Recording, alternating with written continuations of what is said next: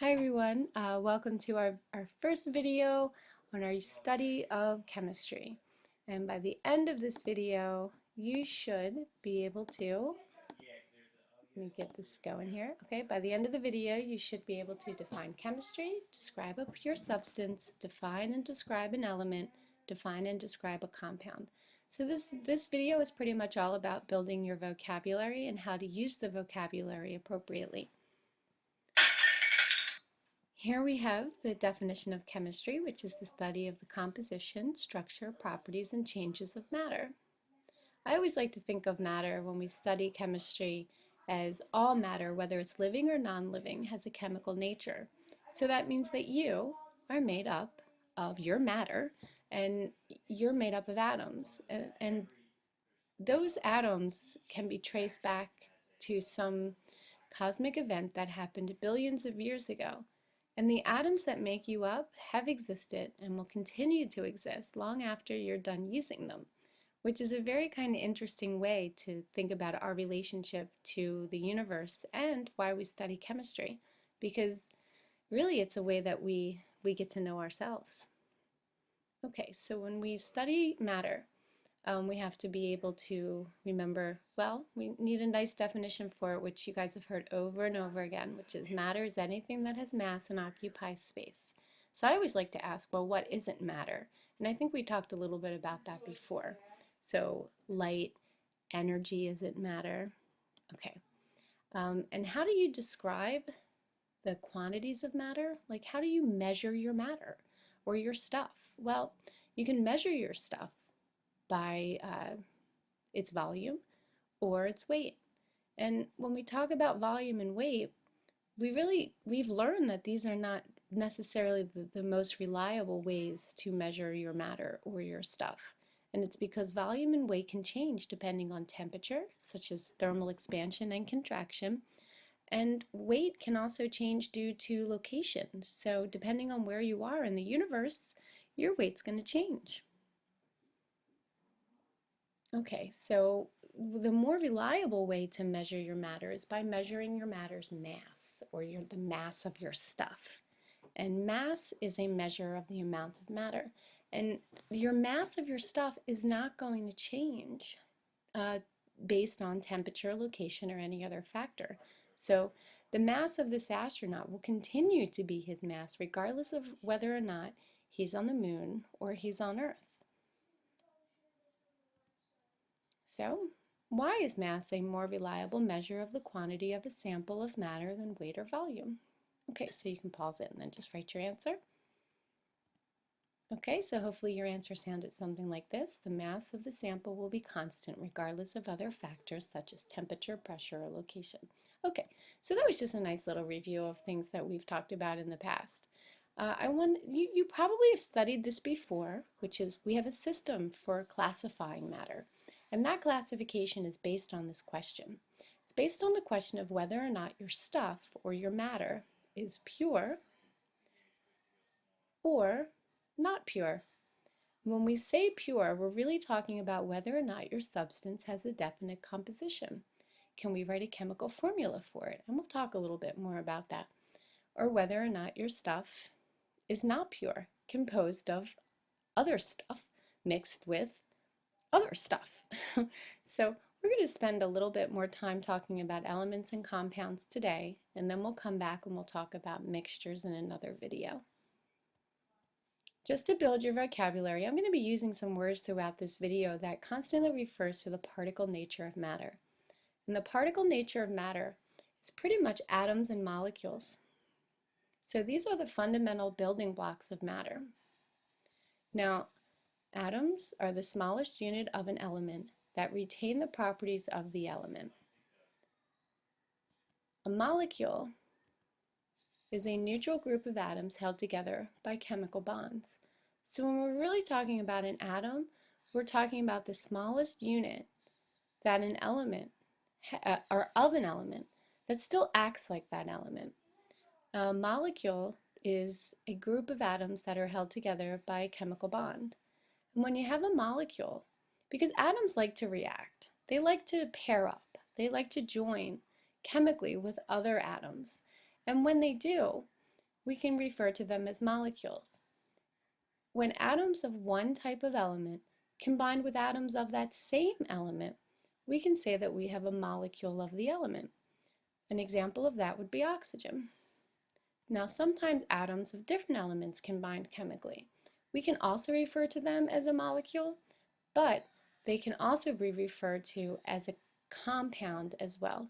So here we have a molecule of an element, and here we have a molecular compound because there are two or more different types of elements that are chemically combined. Okay, so all matter can be classified really into three groups. And we can talk about them in terms of being elements, compounds, or mixtures. Now the first two groups that we're going to talk about, elements and compounds, we're going to refer to them as pure substances. So when we talk about whether or not the matter is pure, one way to look at it is whether or not your substance is composed of elements and compounds, and whether or not those elements and compounds are represented in such a way where we can call them pure. And I'll show you how to do that. Whether or not the matter is pure really means it's not mixed with anything else, physically mixed with anything else. Oh, well, yeah, here we have, sorry, here of course we have a Harry Potter reference, which is, I always think of wizards as being, you know, you had your wizards who were pure blood, and then you had your wizards who were not pure blood. Okay, so exactly what is a pure substance? Because I've used this term a couple times already, and I need you to think about a pure substance as matter that has a constant chemical composition and characteristic properties. It can't be separated into components by physical separation methods. So you can't just physically separate the components of a substance. You have to break bonds in order to do that. A constant chemical composition means that the matter will always have the same elements in the same proportion independent of its source or method of preparation. Think in terms of water. Water is a pure substance. It's a chemical combination of hydrogen and oxygen. And no matter where you get that water or how you got it, so long as it's pure, the proportion of hydrogen and oxygen will always be the same in the sample. So you're always going to have 2 atoms of hydrogen for every 1 atom of oxygen. Whether you melted snow, condensed steam, whether you got it from the ocean in the Atlantic or the ocean in the Pacific, that water is going to have the same composition no matter where you got it or how you prepared it. That's what makes it pure. So elements are pure substances, and elements you can think of as being atoms of the same kind make up what is called an element. So elements are pure because they can't be broken down by physical means. They're composed of the same type of atom or one type of atom only, and these are just some representations of different types of atoms, hence different types of elements. Okay, so we know that a pure substance is only made up of one kind of atom, or an element, which is a pure substance, is only made up of one kind of atom. And we know that atoms can't be broken down, or elements can't be broken down into other substances by ordinary means. Here we have the periodic table of elements, which means that every square represents atoms that are different from each other. So in other words, the atoms that make up this element, fluorine, are different from the atoms that make up this element, chlorine. If we go over here to nickel, we know that the element nickel is only composed of nickel atoms. Okay, so we get into the other type of pure substance, which is known as a compound. Now, a compound is a chemical combination of 2 or more elements. It is a pure substance that can be broken down into simpler substances, but it can only be broken down into those simpler substances by a chemical reaction. For example, water is a compound composed of the elements hydrogen and oxygen. They're bonded together. And you can break water down through electrolysis, and you can get the individual elements that make up water. you can get hydrogen and oxygen back. But you couldn't just physically separate them. You had to do it chemically.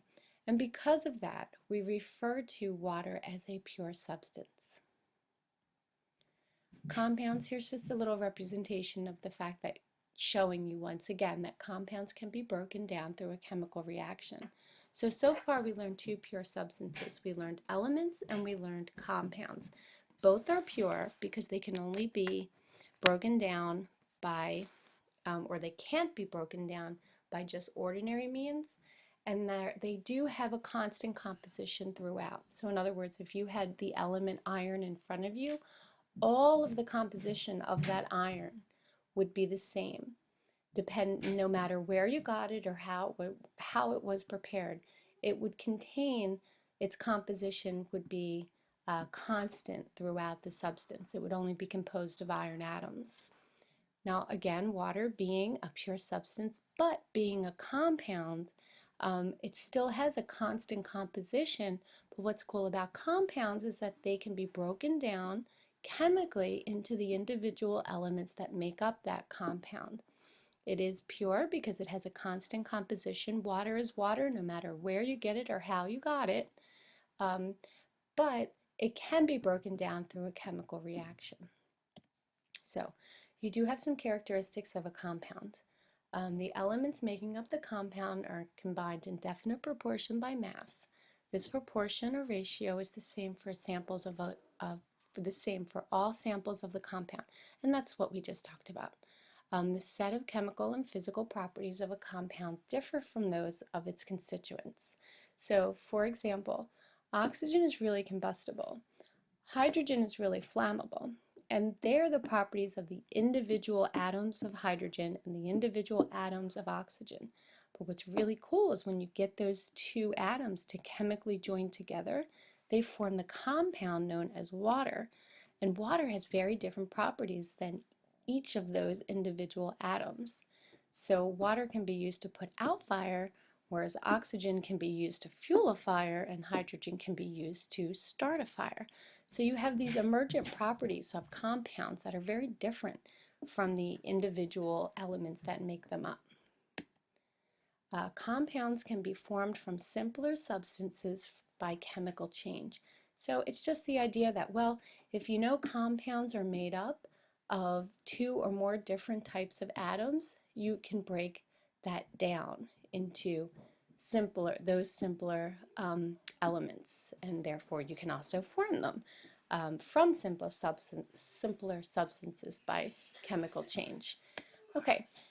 So here's just true-false statements here, and I'll let you guys kind of review that as a class, and I hope that that was helpful, and I will see you, well, hopefully soon.